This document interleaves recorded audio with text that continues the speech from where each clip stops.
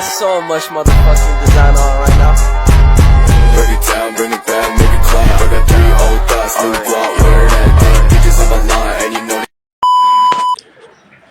Shalom, perkenalkan nama lengkap saya Mataruna Hana Denada Banik, NIM 205 2023 0025, kelas A, semester 2 dari program studi psikologi Kristen, tugas individu psikometri dasar. Dosen pengampunya Irene Elvira Daik, SSI Theo MPSI. Di sini saya akan membahas atau menjelaskan tentang materi reliabilitas tes psikologi. Judul atau topik yang saya bawakan yaitu stabilitas dalam pengukuran tes psikologi. Subjudulnya mempertahankan konsistensi dan keandalan. Di sini saya akan menjelaskan apa itu stabilitas.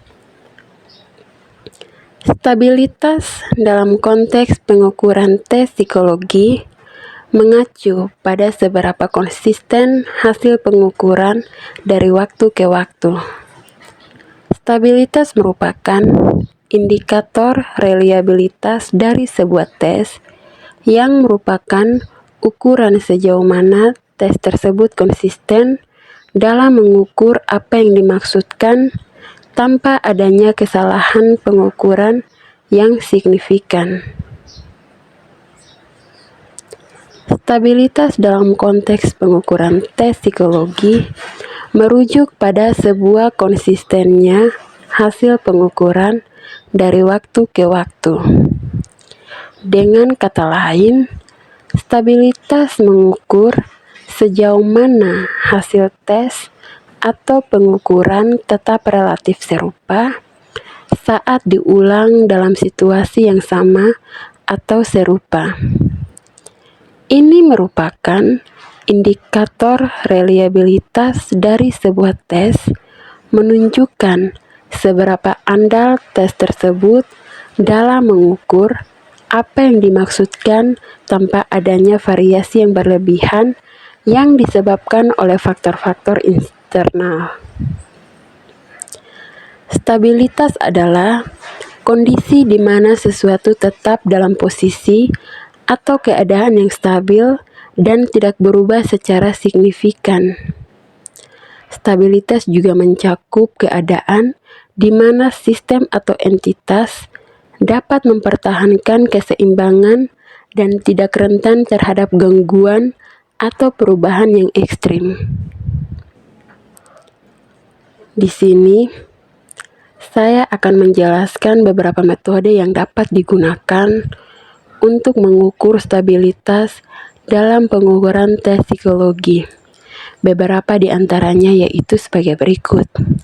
Yang pertama, uji konsistensi.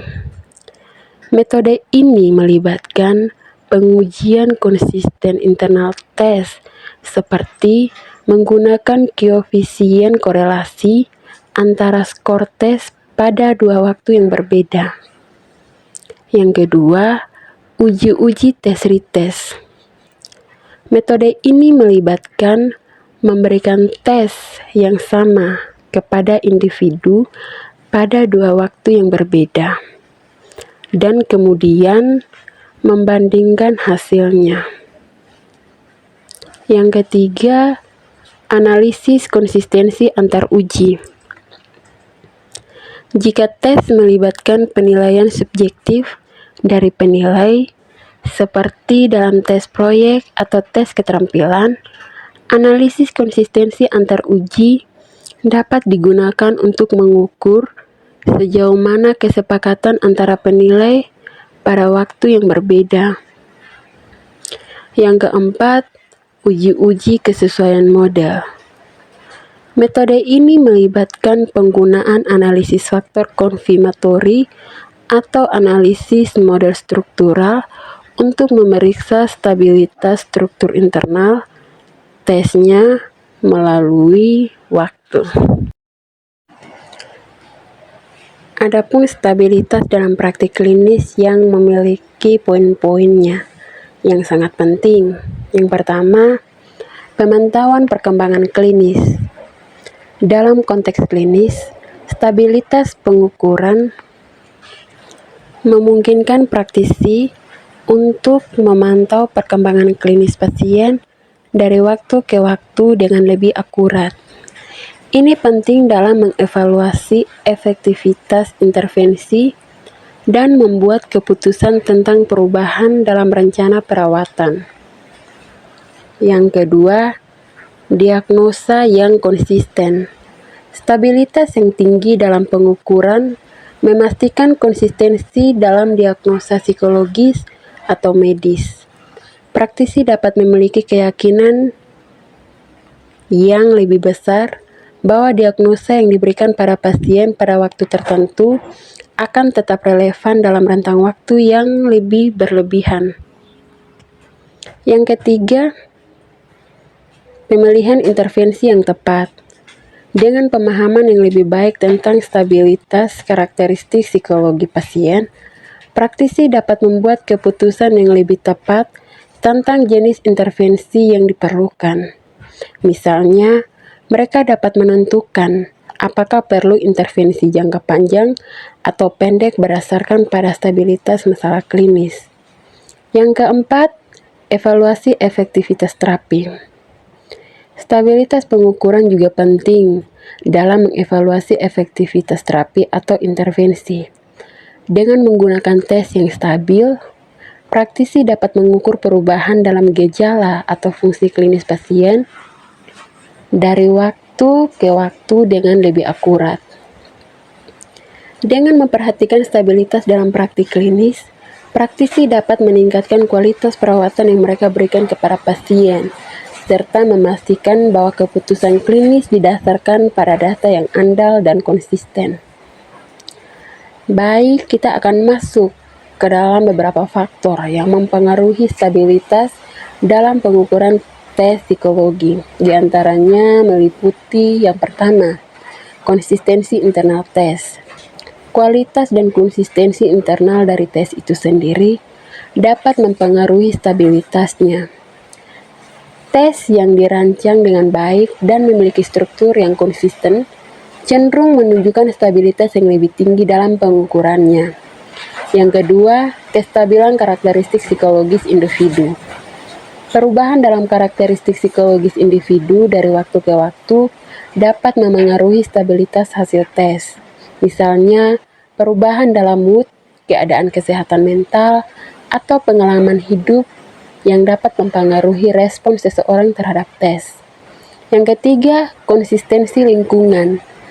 Kondisi lingkungan yang seragam antara waktu pengujian yang berbeda dapat mempengaruhi stabilitas hasil tesnya, seperti perbedaan dalam instruksi tes atau kondisi fisik tempat tes dilakukan dapat menyebabkan fluktuasi dalam hasil. Yang keempat, konsistensi penilaian subjektif. Jika tes melibatkan elemen penilaian subjektif, seperti dalam tes proyek atau evaluasi keterampilan, konsistensi antar penilai dapat mempengaruhi stabilitas hasil tesnya. Perbedaan dalam interpretasi atau standar penilaian antar penilai dapat menyebabkan variasi dalam hasil tesnya. Kita memahami faktor-faktor ini penting dalam mengidentifikasi potensi sumber variabilitas dalam hasil tes dan untuk memastikan apakah stabilitas itu mempunyai pengukuran yang optimal. Sekian hasil penjelasan mengenai materi yang saya bawakan. Saya akan membacakan kesimpulan dari materi ini. Kesimpulannya, penting untuk diakui bahwa stabilitas dalam pengukuran tes psikologi memiliki dampak yang sangat signifikan dalam konteks klinis, penelitian, dan praktik psikologi secara umum. Stabilitas yang tinggi dalam hasil tes menunjukkan reliabilitas yang baik dan memastikan bahwa hasil tes dapat diandalkan untuk membuat keputusan yang berbasis pada tes tersebut. Sekian penjelasan yang saya berikan. Terima kasih.